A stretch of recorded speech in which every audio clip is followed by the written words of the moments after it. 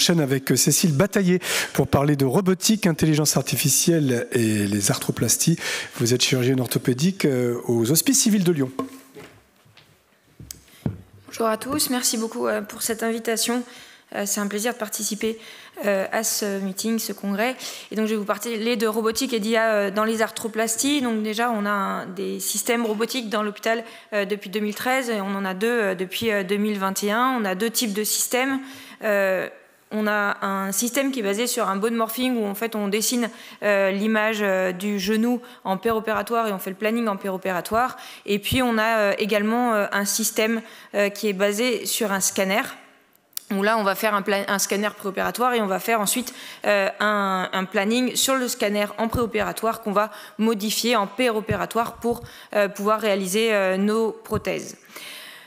Alors, je ne vais pas vous détailler la technique, ce n'est pas vraiment l'intérêt. L'intérêt, c'est de vous montrer un petit peu les avantages de ces systèmes en arthroplastie, du membre inférieur notamment. La précision, vous le savez, et en prothèse, notamment l'exemple le plus, on va dire, typique en prothèse du membre inférieur, c'est la prothèse unicompartimentale. Ça a été très largement démontré dans la littérature. C'est une chirurgie qui est très difficile, qui est challenging, surtout quand on n'en fait pas beaucoup.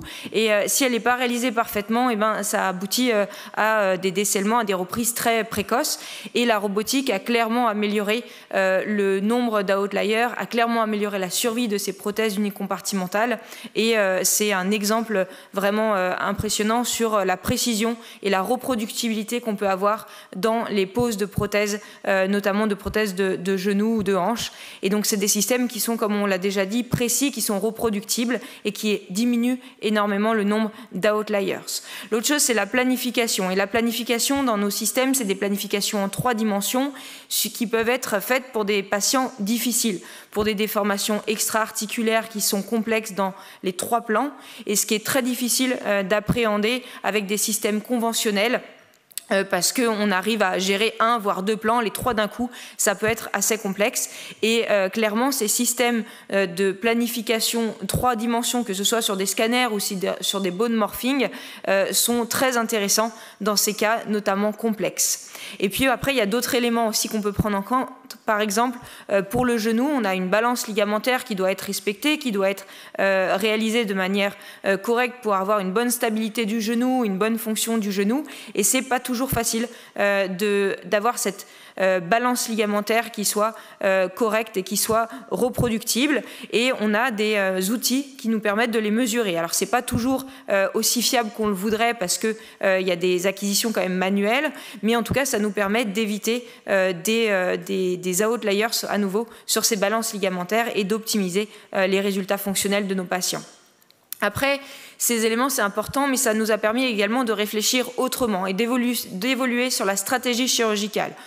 Auparavant, il y a une vingtaine d'années, le but c'était de mettre une jambe droite, un tibia droit, un fémur droit et une jambe droite.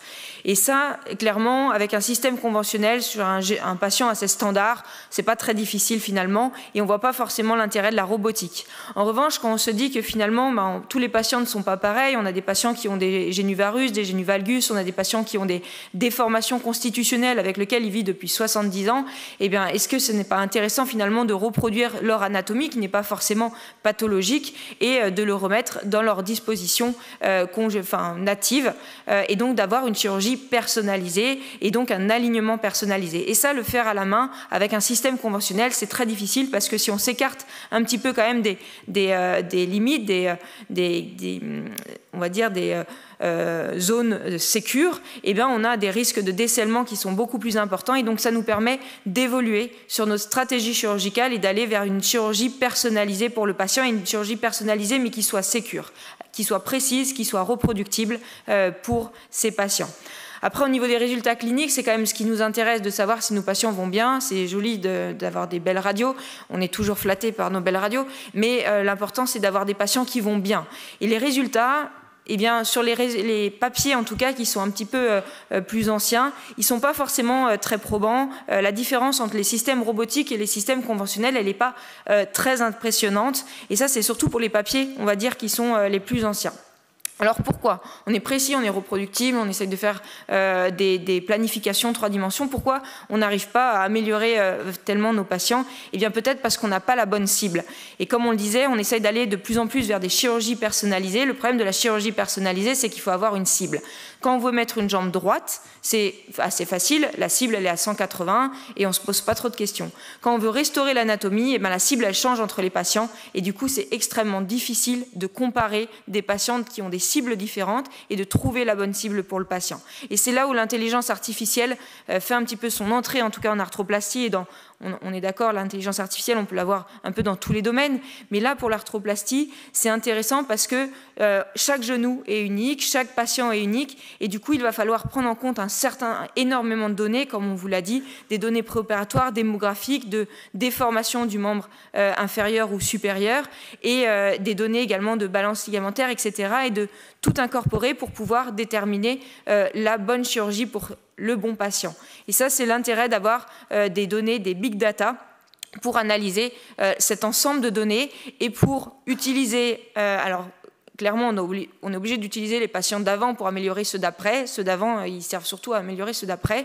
Mais l'intérêt, c'est d'avoir les données préopératoires, les données péropératoires, de voir les résultats et en fonction des résultats, s'ils sont bons, moyens ou mauvais, d'adapter la chirurgie et d'améliorer, d'optimiser les résultats pour les patients futurs et se dire que comme ça, on va s'améliorer progressivement de plus en plus et d'avoir un feedback sur ces patients.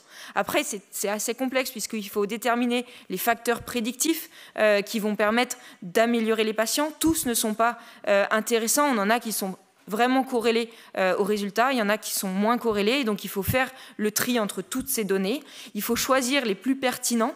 Et ça demande pas mal de travail, de déterminer les facteurs prédictifs vraiment intéressants pour améliorer les patients. Et on a un certain nombre de papiers qui sortent et qui commencent à trouver des intérêts de ces modèles prédictifs basés sur les données péropératoires et préopératoires pour aider à la décision, à l'indication. Est-ce qu'on met une PUC, est-ce qu'on met une PTG, est-ce que finalement il ne faut pas faire de chirurgie?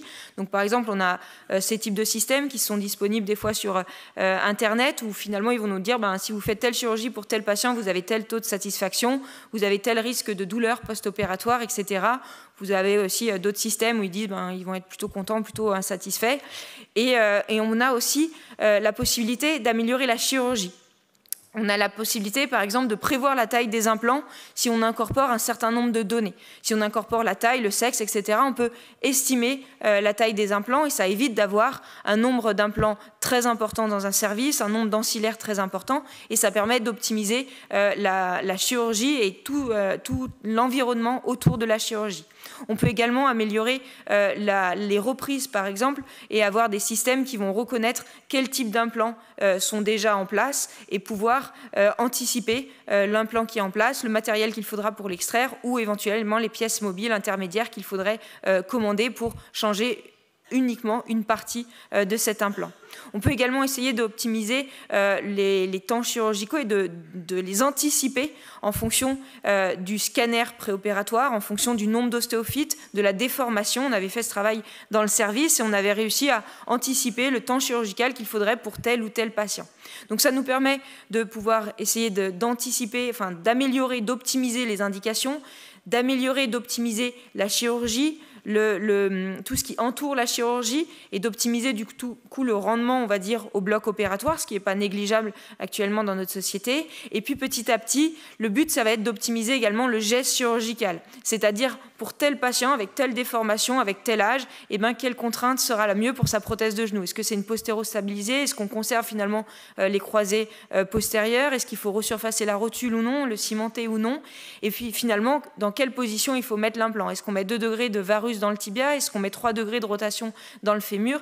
Et l'objectif, ça va être de pouvoir personnaliser chaque chirurgie pour les patients futurs en fonction des résultats des patients d'avant. Après, on peut également incorporer d'autres types de technologies, notamment la réalité augmentée, on en a déjà parlé, et puis peut-être qu'un jour, alors c'est pas encore disponible, mais c'est à l'étude, pouvoir reconnaître le genou en péropératoire, la forme du genou en péropératoire, pouvoir éviter des trackers dans l'os pour savoir où est le fémur et où est le tibia, pouvoir déterminer en péropératoire sur le genou les axes de ce fémur et de ce membre inférieur et pouvoir positionner en péropératoire avec de la réalité augmentée nos implants et du coup réaliser la chirurgie à nouveau en réalité augmentée basée sur cette planification en live, on va dire, sur le genou et en fait vraiment avoir une optimisation de la chirurgie, de la technique, du positionnement des implants et avoir vraiment une chirurgie personnalisée pour chaque patient. Alors l'IA, elle est un peu partout et elle est vraiment très importante en préopératoire si on veut améliorer la planification et la technique de nos implants et de nos patients.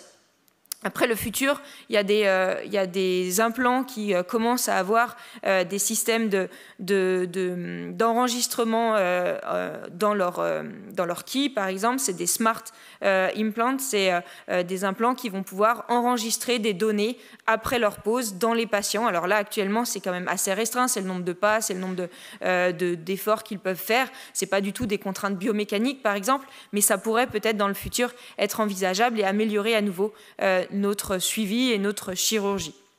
Donc vraiment le but, c'est cette learning loop, c'est d'avoir des données préopératoires, péropératoires, post-opératoires et petit à petit d'avoir un feedback pour améliorer progressivement nos patients et améliorer leurs résultats cliniques parce que c'est le plus important. Donc le but, c'est vraiment de fermer cette loop, cette learning loop et d'utiliser toutes les données pour avoir une chirurgie précise, aider à la décision médicale, aider à la décision chirurgicale et d'avoir une intelligence collaborative entre ces différents systèmes. Je vous remercie.